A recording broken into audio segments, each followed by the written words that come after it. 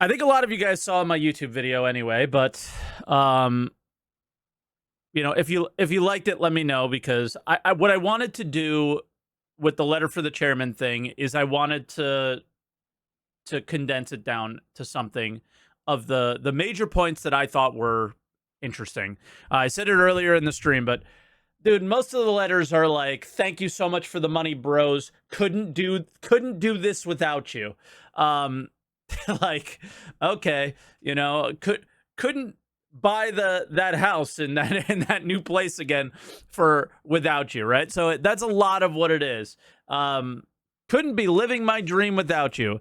But in general, I think this letter was a little bit different. I think somebody in the YouTube comments of my YouTube video breaking it down made the comment of like, this one felt a little less crisp and a little bit more edited. And to that, I say thank goodness, because the man needs to be edited in real time, because he's just too much when it comes to this stuff. I'm of the camp that less Chris the better.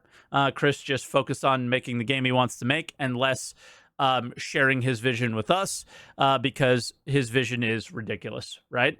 And more of the people like Richard Tyrer, Zach, DJ, Elliot, and others, the people are boots on the ground, the one actually making the content that we're going to be playing, sharing what they're going to be doing, because they have a little bit more of a condensed view and can explain what's actually happening for us. The one thing that I will say is this letter does not. I still don't know what Star Citizen is after reading this letter. But with that said, let's get into this one. This is the letter from the chairman, 2024. Chris Roberts strikes again. What we do now echoes in eternity, Marcus Aurelius. Okay. And then he starts out with, like, as most letters do, the last year was really good, right? 2023 marked the beginning of a transformative chapter for Cloud Imperium and both of our games. With Alpha 3.18, our first release of 2023, the team delivered persistent entity streaming. No, you didn't. You delivered the inability to play the game altogether. And 3.18 was one of the biggest black marks on this community and on the game, right? And yeah, it's even saying 3.18, because when were things more stabilized? I feel like 3.19 was when you can actually kind of play the game. I don't even think we should talk about 3.18 personally. And if you go back to previous letters, because that was what I did in my YouTube video, was like, guys, it's a letter from the chairman. It's a letter from the chairman. Let's look at their actions. Let's not look at their words. That was kind of the theme of the video. Is I'm really excited for all the action that I'm seeing. I'm not as excited about the words, right? Same goes. I think like monthly reports are a little bit more you can go on, because it's not Chris Roberts writing them. It's the devs that are actually working on those features. Roadmap roundup. Since it's largely been, or it's exclusively been, cards on the roadmap, you can pay a little bit more attention to those. Some things most things from Jared, I would say, you can pay attention to, but these are the ones that you kind of have to like read and then put aside, right? Letter for the chairman explaining what PES was going to do. Guys, we don't have that experience. Like, we don't get the I set this thing down here and I come back to it a week later, right? That's what PES was supposed to do. In reality, what PES ended up being was the foundational tech that is necessary for server meshing, right? Yeah, this is the CAO, the CIG Accountability Office, I guess. So inventory not being persistent is actually not related to PES. That's an entirely different thing, right? So PES handles the entities in the actual game world that are like sitting on the ground, that are outposts, locations, that kind of stuff, right? your inventory and your items not persisting is something totally different. That is LTP, long-term persistence. I can't believe like these are the discussions that we still have today. Not that I'm calling you stupid. I think it is stupid, period, that we need to know this much to know why our game sucks. But anyway, what I think PES ended up being in reality was the foundational tech to get us to the point where I just jumped to Pyro the other day, right? That's what that ended up being. So it's amazing in that way, right? But what it didn't become was what was said in the letter for the chairman. So to continue on that theme, I don't lay my coffee cup and find it later because of all the things they didn't do to make that happen, like the choosing your own server, those kind of things, which eventually sounds like this could lead into, right? So still the foundational tech, still awesome, but still that was a letter for the chairman. What we have today, I'm not saying isn't crazy and cool, but what was said in the letter for the chairman ended up not being a thing, right? As we mentioned in the last letter, PES is the hardest part of the work needed for server meshing and is the one required the most engineering. So overcoming the challenges with the release last year was mission critical. The launch of Alpha 3.18 was far more challenging than we anticipated, and we discovered some issues with our backend database that only were visible at scale we see on a live release as opposed to the Persistent Universe PTU. Outside of this, we uncovered a lot of little issues that come from a truly persistent universe. While it is amazing to come across a wreck from player combat a week ago, it is not so fun to try and land at a hangar where the last 3 ships crashed and left debris laying around blocking your landing pad. We slowly worked through these issues and others, but it was a challenging time for both the development team and the community. These obstacles not only tested our skills and determination, but also demonstrated our resilience as we overcame them. So again, touching on the fact that they kind of rolled back a lot of the things they were going to say about PES. And that also goes with my theme of the video that I said. So we'll touch on that later when we discuss 1.0, right? And I think a lot of people I think a lot of people got the point of the video in my YouTube comments, and I think a lot of people don't. So that's kind of why I'm reading the letter today and going through it line by line. And these people won't get to this, but anyway, I want to have something on the internet that I can point to be like, no, this is actually what I think. And you didn't, in my 8-minute video, you somehow couldn't get my point, which is because it was probably too short, right? And I didn't elaborate enough. So anyway, beyond PES, 2023 welcomed the long-awaited implementation of salvage, encompassing hull stripping, structural, component, and repair. Okay, like at a very rudimentary level, accompanied by relevant missions, which again, the guy who made the missions is here in chat. I love those missions, but they also don't make sense when you start thinking about where the direction the game is going. Potentially. I don't know what makes sense, but when I think about salvage and I think about mining, I always go to, this is resource extraction in every other MMO, right? You go to a place, you extract resources, and then you turn those resources into something. The missions related to salvage make mining so much less relevant, because mining, you have to scan, you have to find the right rock, you have to break it, you have to get to the refinery, you have to refine it, and then you have to sell it, right? Or eventually craft it into something. Where salvage, you do the refining on your ship, essentially. The salvage mission brings you right to the thing you're looking for, and it's so much less complex. So if you're going to do resource extraction, how are you going to do it? You're going to do it with mining.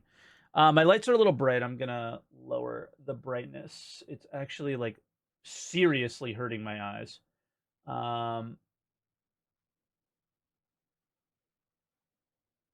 There you go. I hope that's not too dark, but geez Louise. Even in the back, I'm going to lower them. Whoa. Traders reap the benefits of an overhauled, no pun intended, and physicalized cargo system, while players across the board enjoyed many new missions spanning both PvE and PvP scenarios. Okay. So let's scroll. Our development journey reached a series of significant milestones last year, all of which took center stage at CitizenCon 2953. The magnitude of this event, or everyone at CIG, cannot be overstated, especially considering it marked our in-person CitizenCon in over 4 years. Yeah, it was amazing, right? And it was also the culmination of what appeared to be a couple of years of work, right? That people worked really hard on, that polished things for Squadron, right? CitizenCon was awesome, but keep that in mind as well, right? When we talk about the future of Star Citizen, we have been powered by all of your excitement since the beginning of the journey, and we've missed the energy that comes from spending time together, sharing our mutual excitement about what we're building. Yeah, CitizenCon's great, you know, and I hope there's one that's closer to home that I can go to, like Texas or Montreal at some point. But the other ones, they're just too far. The show was an incredible affirmation of all of our hard work, both on Star Citizen and Squadron 42. And let's get real. It was a Squadron 42 show. The entire show was Squadron 42 features and Squadron 42 tech. And kicked off our best Q4 ever in terms of player logins and engagement. Thanks to all of you, and a huge wave in Q4. 2023 was our best year ever, with record highs in daily active players, monthly active players, unique logins, and hours played for the year. Also, brought way more people to Twitch, YouTube, all those things. CitizenCon took my full-time career to, like, hey, it's going pretty well, to, like, it's amazing, right? Better than I could have ever imagined it at this stage. I thought it was, I was taking a really big risk, and it feels a lot less of a risk after CitizenCon. More than 1.1 million of you set foot in the persistent universe in 2023. Kind of impressive. How many backers are there? 5? So about 1/5 of the backers played the game in 2023 at least once. Given the state of the game, I think that's fairly good. But what most people do, and why this stat is kind of skewed, is they check it out and go, I'll come back later. So 1.1 million people checked it out. How many people stuck around? He's not saying. The other major milestone, which I think he kind of is saying, because monthly active players are higher, daily active players are higher. So it's more, but this is like the big number, right? The other milestone in 2023 was welcoming the team at Turbulent fully into the CIG family. Our partners since the end of 2012, Turbulent have been responsible for large parts of our online infrastructure and have greatly contributed to our growth and success. This acquisition allows us to streamline our efforts and formally gives us a significant presence in Montreal, Canada, which is a hotbed of video game talent. As part of this acquisition, we gained 2 key senior executives, Benoit Beauchesor, the chief technical officer of Turbulent, who now becomes the CTO of Cloud Imperium, and head of our core technology group, CTG. Is this like another company? Or like another team? Is this a team? You already will know Benoit from his presentations on our server meshing plans at the last 2 CitizenCons. The second key executive to join our ranks is Marc Boudot. Am I saying it right? Or is it Baudet? Baudet. I don't know how to pronounce. I'm very bad with French pronunciations. But anyway, who is the CEO of Turbulent and becomes our senior vice president, studio operations. All right. In charge of the operations and welfare of the thousands plus people working on Star Citizen and Squadron 42, spread between our 5 offices in Austin, Texas, Los Angeles, California, kind of, and he'll go into that, Manchester, England, Frankfurt, Germany, and now Montreal, Canada.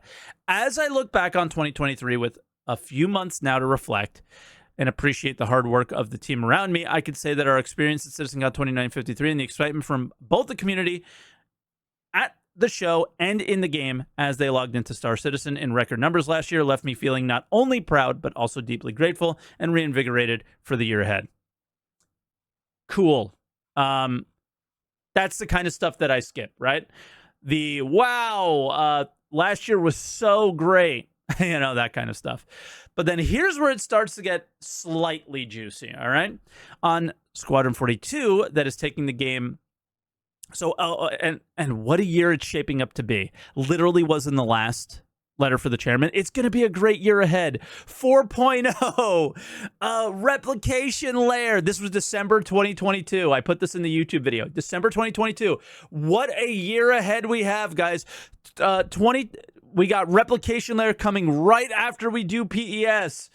You know, so like, again, what I was trying to say is these letters frame things as if they're going to happen soon. They're not. They never do. They never will, right? But the letters are here to say, for all the, for lack of a better word, ADD that Chris and the company seem to have in their agile development of, oh, we're doing this and now we're doing that. Oh, we're acquiring this company. We're building a studio over here, that end up slowing everything down. This is the thing that they're focused on right this moment. Okay, so on Squadron 42, that is taking the game from feature to complete to content complete, ensuring the game has the necessary polish and feels worthy of being the spiritual successor to Wing Commander. To this end, the team is hard at work, heads down, driving towards the finish line. Great. I am incredibly excited about how the game is shaping up, and we will have more to share with you at this year's CitizenCon, which will be held in Manchester, England. So that's where I stopped. I made a point of this, and this is the first point I made in the video. I skipped everything we just read. At CitizenCon this year, he said very soon, I will share with you more news about Squadron 42. I want to share with you things, which was like, I want to share with you the release date is what it felt like to me. But, and then he's like looking around doing his smirky thing that he does. Like, oh, I'm going to do something bad. I know I'm going to do something bad. I shouldn't do it, but I'm going to do it. And then he didn't do it. And they're holding off, it appears, on all of the Squadron news until CitizenCon. So they want to do this big buildup. Now, I mentioned in the video the speculation in the community. The speculation in the community has largely been either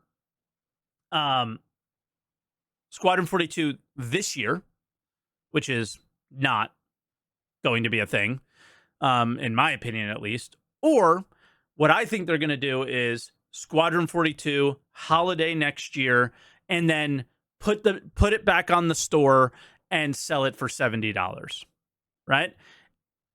That's beta this year. There's not going to be a beta of Squadron 42 that we can play. You understand that makes no sense. It's a single player game. Single player games are built to completion, released, and then you play them. This isn't a multiplayer game that builds up over time. It is a game you play once, twice, maybe 3 times, and that's it. So yeah, there's not going to be any beta of Squadron. So I'm not sure what we're talking about there. On the Star Citizen front, the teams are preparing to deliver server meshing and expanding the universe of Star Citizen to multiple star systems. So what a year it's shaping up to be. This is all he says about Star Citizen, right? That's all he says there. But then if we scroll past the big jump point, by the way, with the gate that people in the community, or at least people in my community, were like, hey, where's the gate? One of the key milestones of human achievement in lore is Star Citizen's first jump day. I'm actually going to kind of skip over this. We know what's going on here. There's been jump points work for the most part. And the first player to jump through the jump point is a funny name, Mr. Trash. During the test, that's worth highlighting, they achieved 350 concurrent players on a single shard. Yes, that's a big achievement, but the max was 400, and you couldn't get enough people on Evocati to hit the max, which is also kind of funny. But they opened it up to more Evocati members, but it takes about a week for that group to be integrated, and the week wasn't up at the time. So I think they realized they didn't have enough people. So I want to quell the concerns around that, I guess, is all the people they just invited are not in Evo yet, technically. So it takes a little while. So what you're saying is there's only 350 whales. Being a whale has nothing to do with being an Evocati. They don't equate. But I mean, I imagine some of them are whales, obviously, but that goes for any Star Citizen player. The community has more whales in it than than your average MMO probably. But yeah, it was a big deal test, and this is something that is absolutely exciting. And I can't wait to share with you where we're going, because this is all the bullshit, basically. After many hard years of work towards a goal many thought was impossible.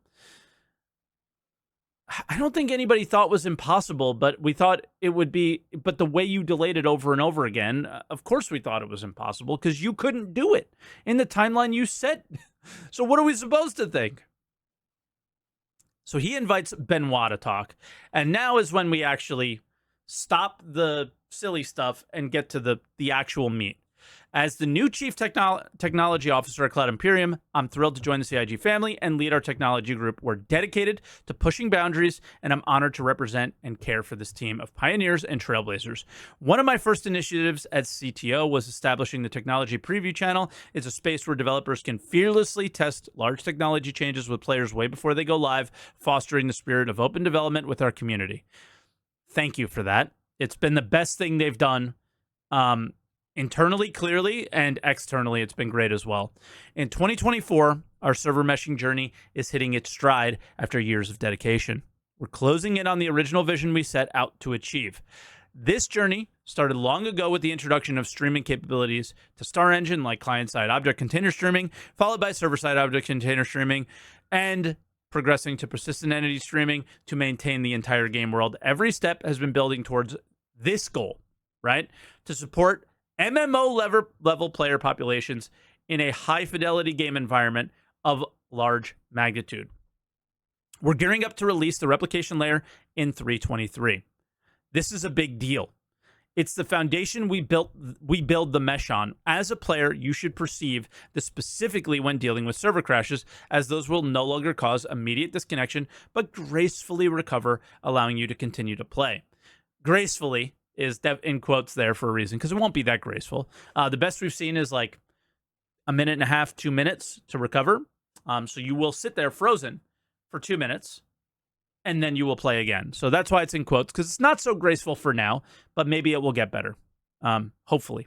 For developers, this milestone marks the true separation between the simulation and the replication, a homogeneous achievement for the game and for StarEngine. But hey, we're not hitting pause there. This is where this is where the meat of the letter is. We're charging full steam ahead towards launching our first multi-server mesh in 4.0, which is what we tested in Evocati. I believe there were 2 servers meshed together, communicating to one shard, which is the replication layer. That was, like, for me, server 50. 2 servers were handling that. I jumped from one to the other, right? Pretty cool. And that's what 4.0 should feel like in a way. For this, multiple servers work together to simulate parts of the universe. As a player, this will enable you to visit Pyro through the jump gate, where the jump tunnels transition seamlessly between game servers. Game shards will also host more players, so you should encounter more friends or foes along the way. And now we get to it. I am so excited for this year after reading this paragraph. This will mark a new beginning for our game architecture. In the coming weeks and months, get ready for more technical preview tests with various mesh configurations, multiple game servers per solar system, and seamless transitions without gates. This is it. Okay? This is the most important thing. The jumping from, like, everybody thinks the jumping from one place to another is what matters the most. Like, oh my God, I went to Pyro. Nah, bro. Them using a server to get 100, 200, 300, 400, 500, however many people on a given planet or a moon is what matters the most, right? Making a star system that you decide to hang out in feel alive with players, missions, people at landing locations, right? Every mission that has been created has been based off of the 25 to 100 player server numbers. Nothing has been created up to this date that I don't think anything in the game can currently scale to the number of players that are going to exist in this game. Right? So everything changes the moment we fit more players into the game. Everything changes. We're going to be experiencing significantly more PvP. They're going to have to change a lot of the laws to protect players that don't want to deal with that, right? I mean, there's been a lot of discussion around that in the community more recently.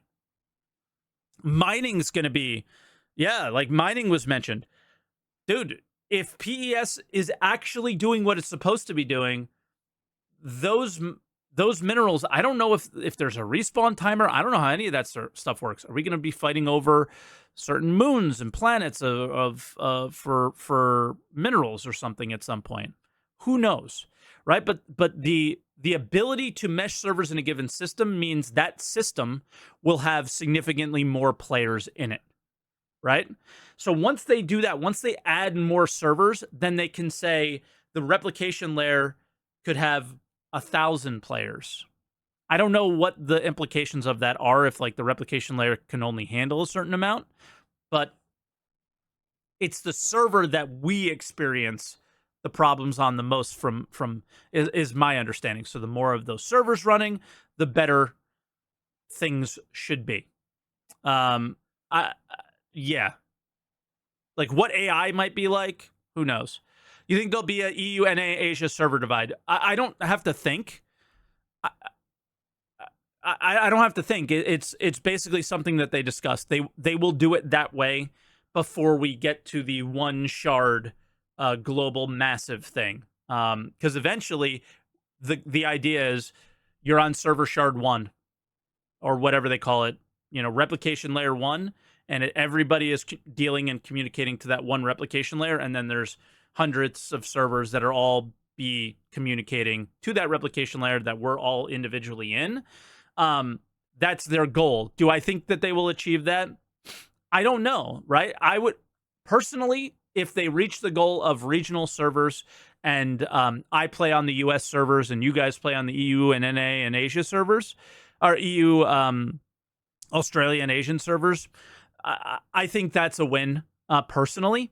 But if they achieve the great goal of just one global shard, that would be great as well. But I don't actually need that amazing top goal of theirs for the game to be fun.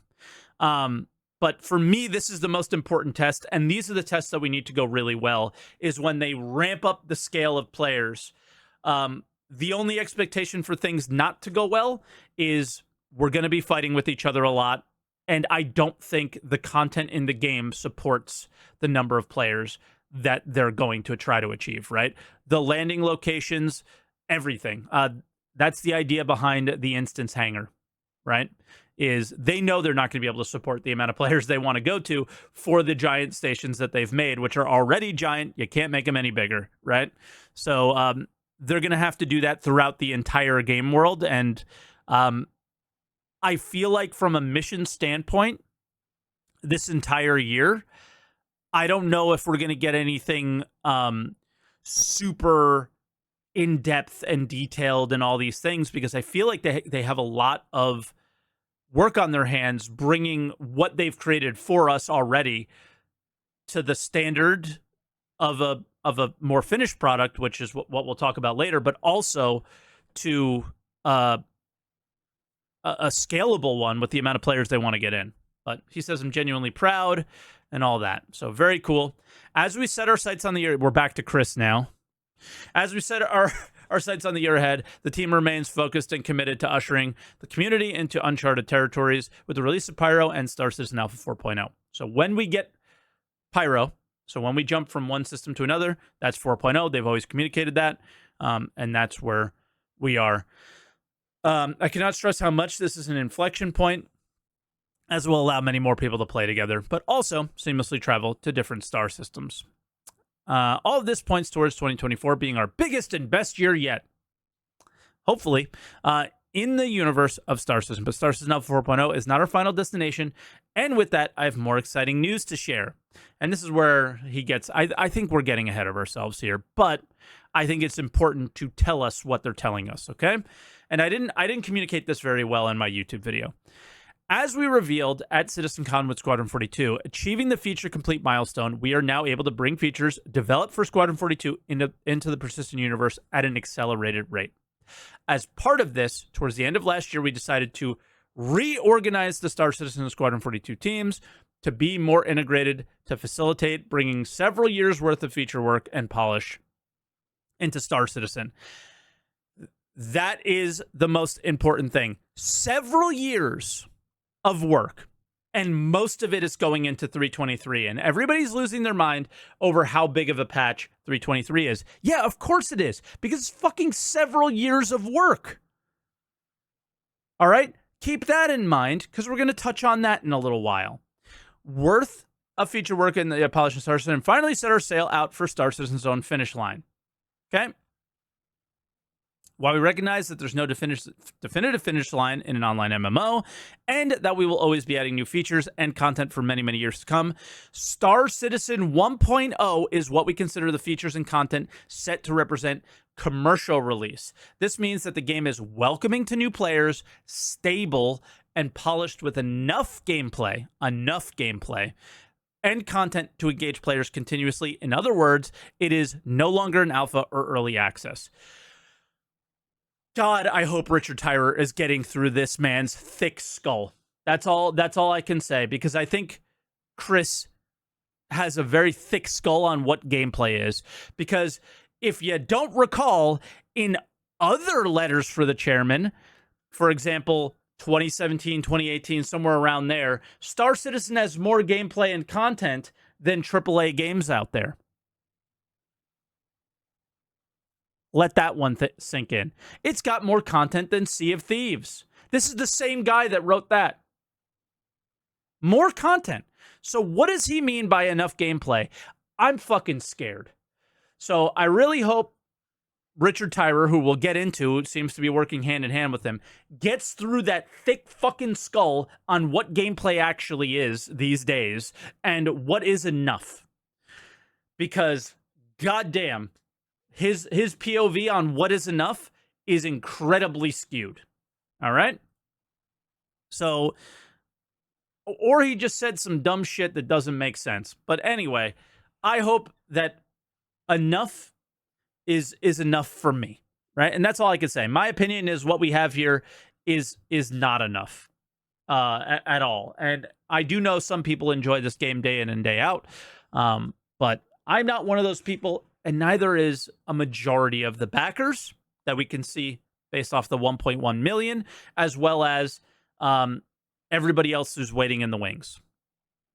Much like we planned out Squadron 42's drive to feature complete and the upcoming content complete status, we spent significant time looking at what Star Citizen 1.0 means and what it would take to get there. And guess what, guys? They spent this entire letter not telling you what Star Citizen 1.0 means because they don't want to be held accountable to actually deliver on what it means to them internally. They want to work out what they can and decide when it's good enough to put out 1.0, which is absolutely acceptable and what every other game company does, and Star Citizen shouldn't be communicating to this level, but they do, okay? Right?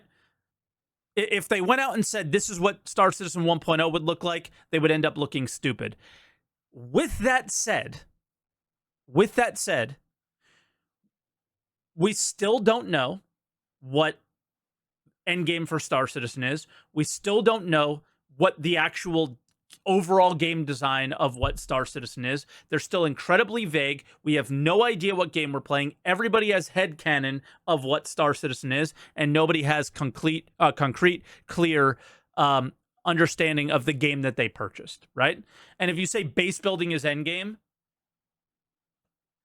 how the fuck is that endgame? Right? Base building could be a part of it. Distribution centers are endgame. Oh, wow, man. Let me tell you something. If that's endgame, what I've seen so far, not an endgame, not endgame content. All right. So, what? Like, here. before you get mad and start clacking your keyboards in the comments or on Twitch now, what I mean by this is a very vague understanding of what an endgame would be. I always look at like Ashes of Creation, right? And Ashes of Creation, they say the node system and interacting with the node and building up the node is the end game thing for a lot of players. You could be end game with crafting, right? These are the things that you can craft, or like things can scale or whatever, right?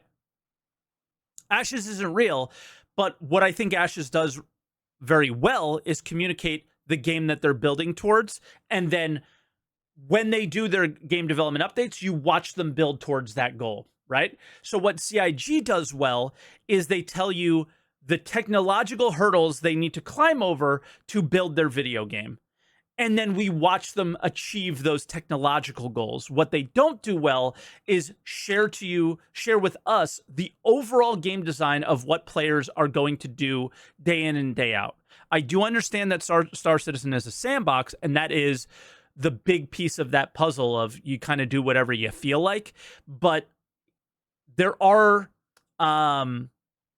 moments of like pushing, like nudging players in directions of, well, if you're into trading, this is the trading game. This is the overall trading gameplay loop. You're going to go from here to something like this. Something like this is vague enough that, it could change a little bit, right?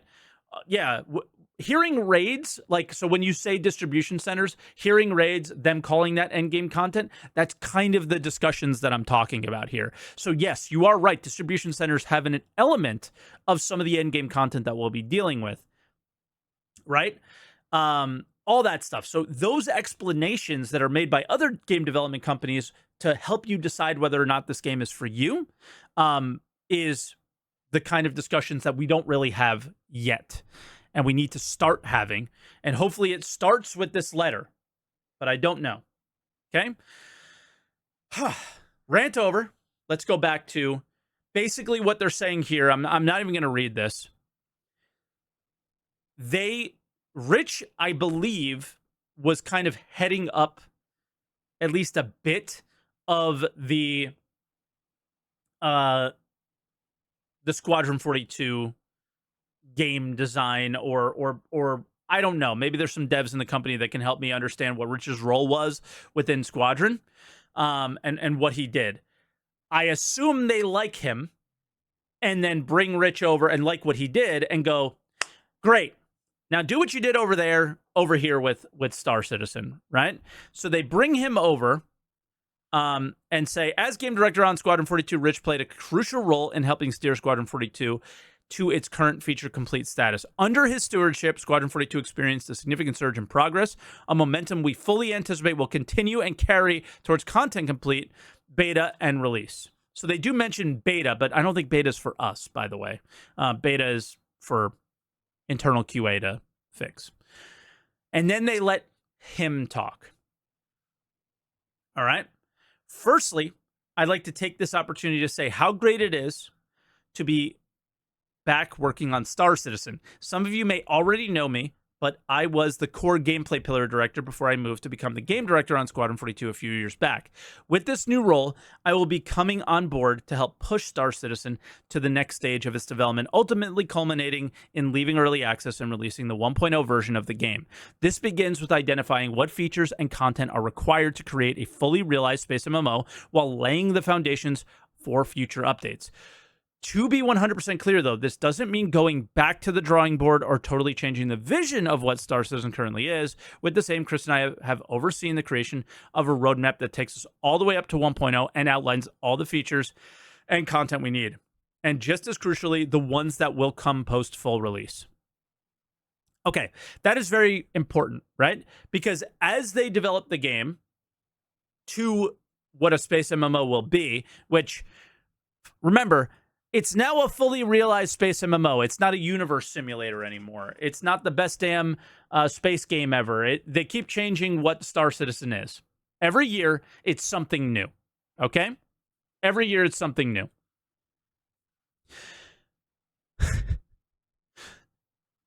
So this statement, to be 100% clear, we're not going back to the drawing board. Well, I think as they develop the game, they realize there are some things they can do and there's some things they can't do, and things have changed about the original vision of the game multiple times, at least the original vision of a feature in the game. And then some people lose their minds and some people are happier. I, in general, have been much more happy this year with the fact that most of the design changes are more gameplay related and less sim related, or like fully sandbox simmy related, right? So the idea of, anything here, insert any gameplay choices that they've made are things that I in general think have been good choices and other people have not. Right. So this is trying to calm down those fears. But in reality, as they develop the game, and especially as we touch on what I talked about before, as they develop a game that does not fit your headcanon because they were so vague on what the game is, no matter what they say the vision was, they never actually shared the vision of the game outside of calling it a sandbox. Right. So everybody has their headcanon. As they develop that vision, somebody's going to be pissed off. So any of this trying to calm down those fears, the people who are currently enjoying the game today, I want to make this very clear, and I might make an entire YouTube video about this. I mean, it'll be like 5 to 10 minutes long, but the people who are enjoying the game Star Citizen today, guess who they're developing the game for? Not you, right? That doesn't mean you won't continue to enjoy it, but every ounce of development effort is going to bring in people who aren't playing the game today, who don't enjoy the current experience. The whole point is to grow. And that's what you need to realize, is if you're enjoying the game today, all of the money that is being spent on making the game now is to bring people who don't enjoy it, right? So some of the choices they make, you're not going to like.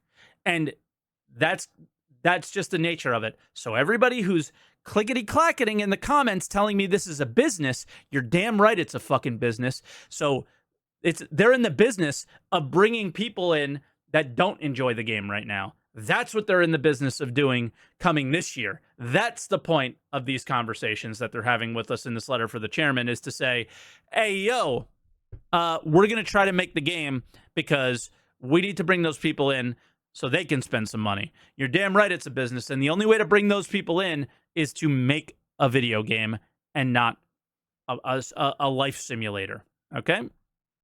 That's my opinion, at least. Now, back to Richard Tyrer.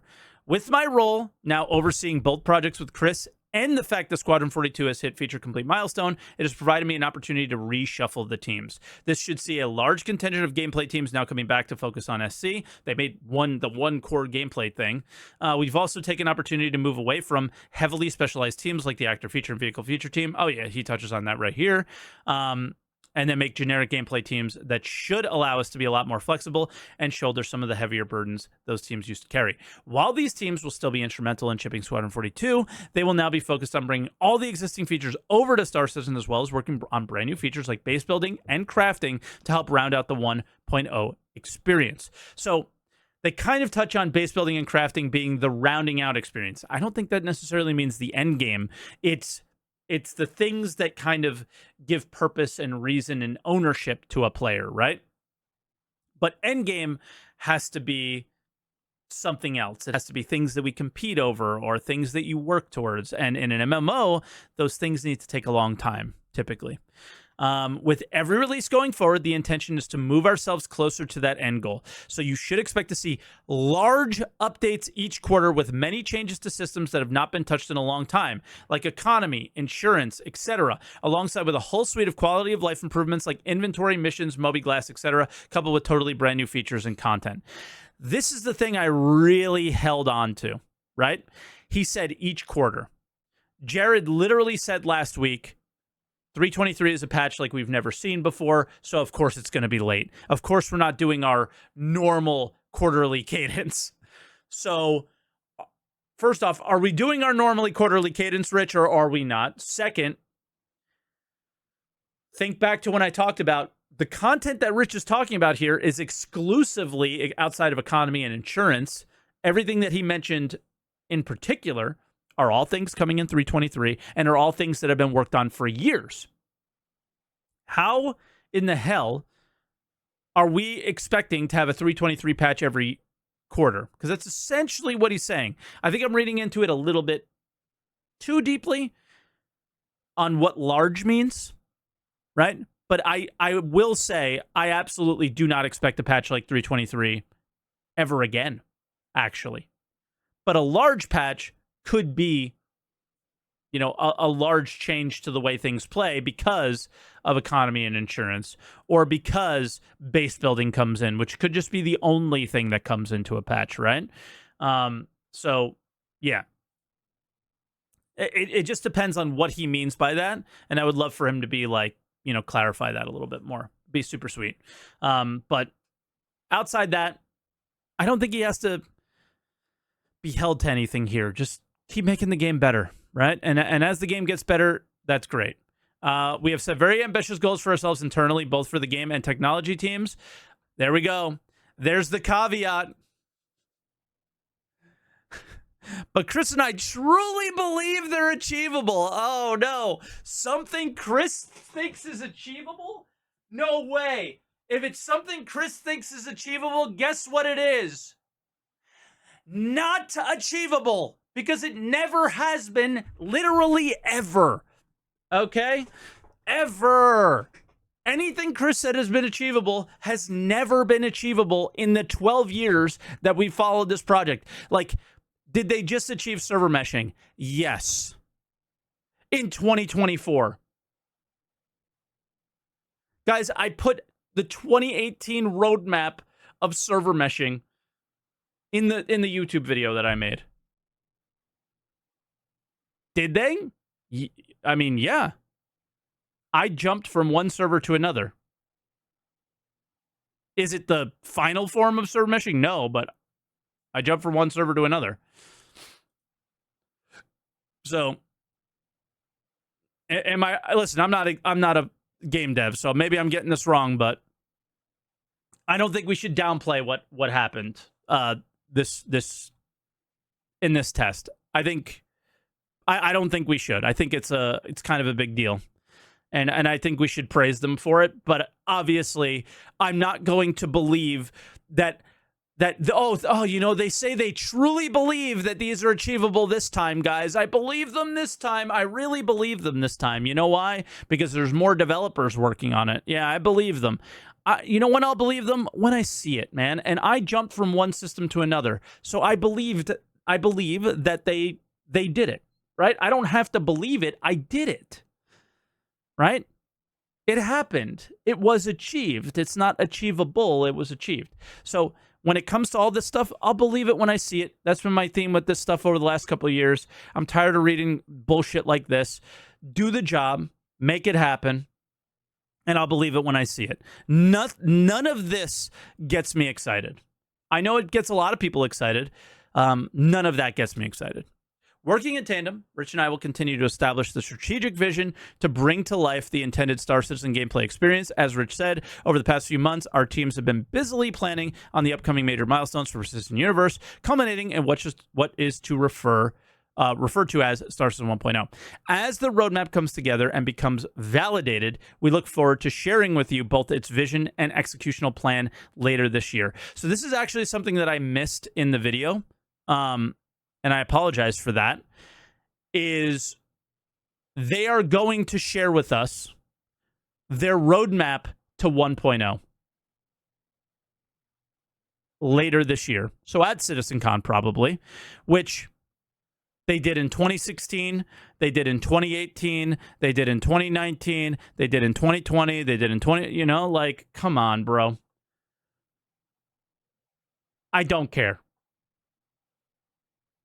Jake's angry right now. Honestly, I had a conversation with Jake yesterday, and I don't think he liked what I had to say. and I'm not going to share what we spoke about here, but I basically said, okay, great. You know? Cool.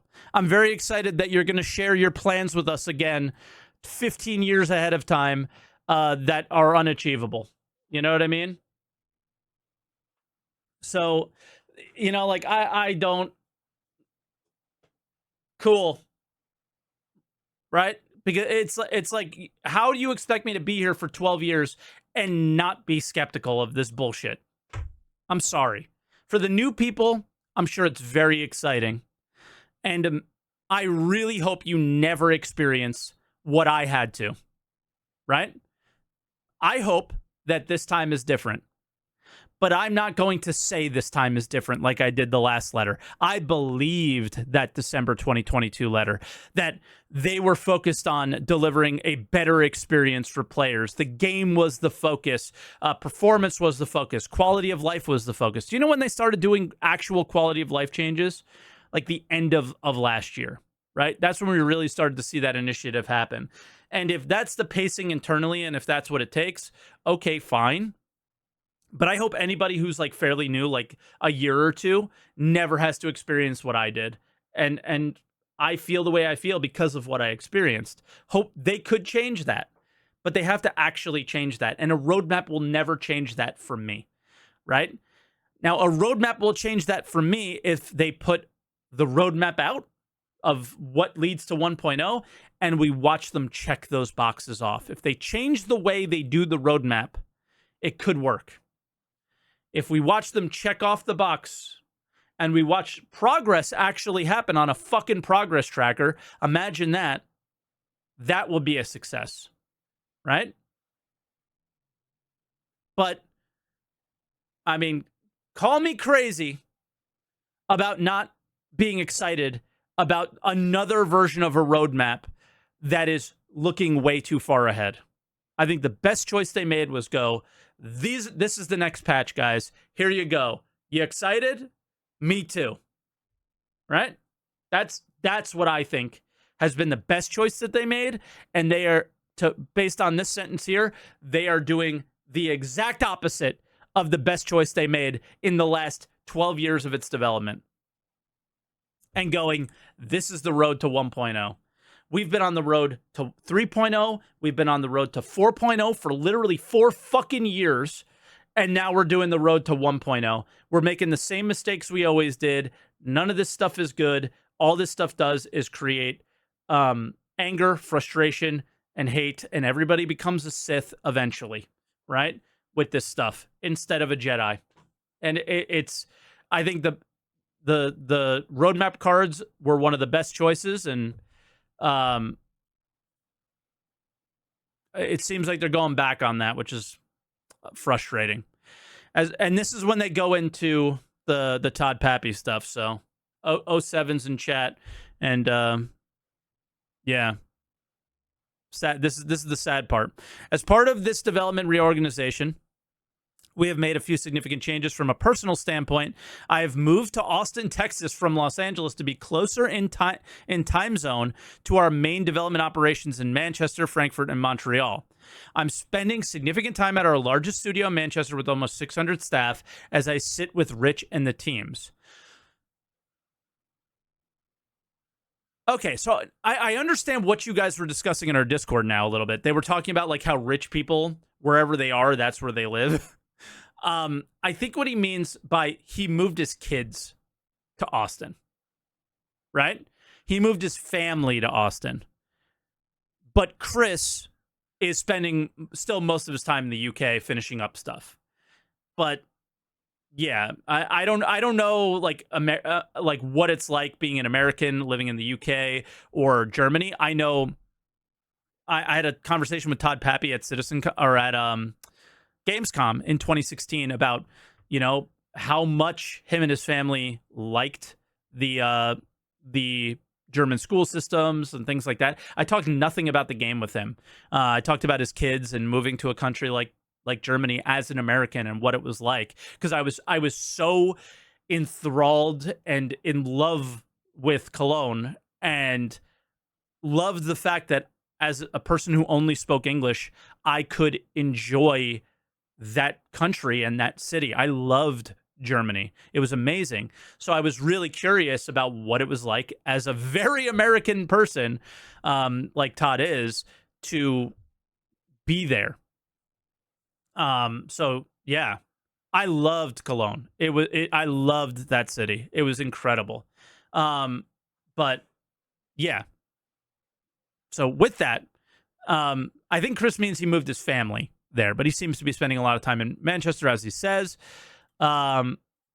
As I sit with Rich and the teams working towards completion on Squadron 42 and Star Citizen, as part of this, we made the difficult decision to ask the Los Angeles development team, which had increasingly been providing support for the main development teams based in Manchester, to relocate to join other teams primarily in Manchester, but also in Austin and Montreal.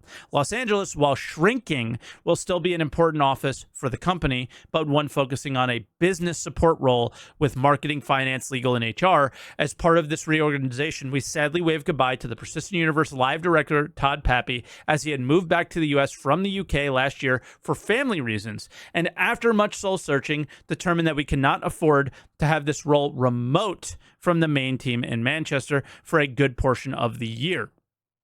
It is a sad moment as Todd worked diligently for the last 9 years on Star Citizen, making many important contributions and providing excellent leadership of his teams. I wish him the best of luck and look forward to seeing what he does next.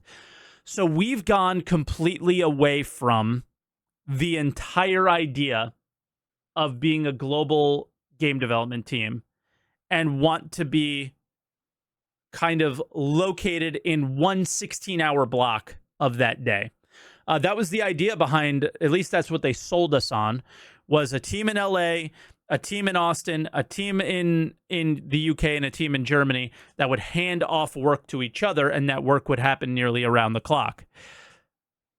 I think as the game grew, maybe those handovers became too big, and with teams working on individual things, how the fuck do you hand that over to other people, right? So that clearly didn't work because we're in year 12 of development and have nearly nothing, right? And here's Matt, who worked at the LA studio. But then okay, yikes. He said, but think that super expensive sliding door, that espresso bar and kitchen, all the filming spaces from the LA office. The filming space isn't that big. I mean, it's huge. It's a big space. But the amount of developers you had there didn't fill the space of the studio. We all know that sliding door was just made of plywood and was painted. So it's literally just a sliding door that has something attached to it. And yeah, there's an espresso bar at every fucking studio, every software company, right? So I thought you were going to give us some insight on what it was like for the hand-me-down system, but instead, we shit on the door for some reason. I will miss the sunny skies and beaches of Los Angeles, but Star Citizen and Squadron 42 take precedence. The journey is longer and more difficult than I anticipated 11 and a half years ago. No shit. But the final destination is so much more exciting and fulfilling. I would have never in my dreams expected to have the opportunity to build something on the scale and ambition of Star Citizen, and because of this, I feel incredibly blessed by all of your support, and I am determined to finish strong. Okay? In a marathon, they say the last mile is the hardest, but to quote the Roman Emperor Marcus Aurelius, what we do now echoes in eternity. What's with these quotes, bro? He always does these weird quotes. I'm looking forward to you getting your hands on Star Citizen Alpha 323 soon, where you'll finally be able to experience many features we've been hard at work at for the past couple of years. Again, past couple of years. Okay? Which will then lead into Invictus launch week in May. As a lead up to Invictus, we have prepared a series of missions to earn your UEE Civilian Defense Force stripes. That's Overdrive, correct, chat? And potentially earn an incredibly powerful and unprecedented in-game upgrade. So they say in-game upgrade if you complete all of them. So you are ready to face Xeno threat in a more personal manner. What the fuck is this? I'm so confused. There's lots of people speculating it's going to be the updated version of the Hornet out there right now. A lot of people are saying that. It could be, right? But one ship that? And then the other thing is they say in-game upgrade. How can it be that ship when we know they're going to sell any ship possible? They don't make ships that they don't sell, right? We learned that with the F-8C. You know? So are they going to golden ticket or platinum ticket the free upgrade? That's my guess, but also allow you to buy it, right? But then, yeah, the more personal thing makes it seem like armor. Maybe our first legendary armor is in the game, right? Who knows? So this leaves a lot of speculation here. So I don't know, man. Color picker for ships, that would be sick. UEE style armor, I don't know, man. Well, it wouldn't be UEE, it would be Civilian Defense Force armor or something, right? But the thing that I really called out in my YouTube video is it should be an exclusive in-game upgrade. If there's a sale tied to this, you're still not making a game. You are masking your web store as a video game, right?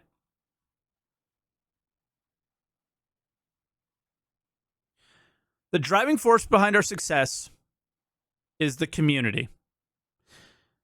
And I don't want to read this, but I'm going to since I've read everything so far. Together, we have built a community that not only plays a crucial role in our development, but also embodies our shared passion for the Star Citizen universe. It is you has propelled us forward. Without your passion, your willingness to test, to be undeterred by bugs and crashes, to be vocal with your thoughts, and stamina for the long and windy road, there will be no Star Citizen or CIG. You were there for the iconic helmet flip and the opening of the hangar doors for the first time in Alpha 0.8. Together, we explored the vast expanse of the persistent universe for the first time in Alpha 2.0, and you were on board for the inaugural planetary landing in Alpha 3.0. And soon, we will be leaving the Stanton system as we venture into the lawless wastelands of the Pyro system in Alpha 4.0, thanks to server meshing. And beyond this, Star Citizen 1.0 twinkles on the horizon. The future has never been so bright, and I couldn't be happier taking this journey with you.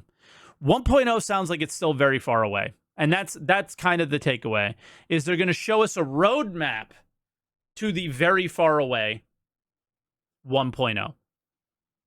2 years min, right? My favorite part of the letter is to move LA to Austin to be closer to Manchester team. Manchester, LA is UTC +7. Austin is +6. Exactly. It's a very weird thing, but yeah. I mean, like, my biggest takeaway here is that they're focused on 1.0 internally. So if you're focused on 1.0 and you actually understand what that means, which we don't know if they do, and maybe this roadmap will tell us that, that's the only thing that the roadmap can do for me, is validate what I think 1.0 should be versus what they think. And then we can go line by line and go, yep, that's really important to me. And, oh, that's missing something that's really important for a fully released MMO, right? Or whatever, right? So that's what a potential 1.0 roadmap can do for me, is validate what I think 1.0 should look like versus what they think what 1.0 should look like. And by all accounts, their version of 1.0 is going to look a lot less than whatever our headcanon of 1.0, especially somebody like me who wants a fully realized video game, right? For that situation. And the thing that I see here is a letter that comes out in March 2024 about 1.0 is it can never explain the time it will take to achieve that goal, just like all the last letters do. The time frame in which everything is scaled in, in these letters and what it appears to feel like is, within the year or very soon or whatever, right? Like sometimes they literally say that. And like what's being said in chat, it takes the time it takes. But I think what we can all agree on is it's not going to take 6 months. It's not going to take a year. It's going to take more than that. Right? And what we hope for is whatever roadmap they lay out, we can watch them get there. Right? We can watch along and watch them check off the boxes of the goals they need to achieve to deliver this in a more complete fashion for everybody. But if they don't do that, then we'll just be along for the ride, however long it takes. And some of us will be in the back seat asking, are we there yet? And some of us will, have our hand out the window, enjoying the ride, letting the wind go through our hands, right? And each person is different. So everybody's going to handle it in a different way. But my own personal feelings are whatever is happening, I just want to see I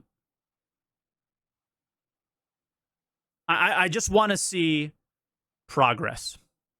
I want to see them make progress on achieving 1.0, but I also want to see them make progress on what progress looks like in the game. And I think we'll see. So, yeah. How long was this? An hour and 6 minutes of going over the roadmap. My or the letter for the chairman. My YouTube video was 8 minutes long. So there's a lot more to say and break down and stuff than I did, but I think I got the main points, and we'll see what happens.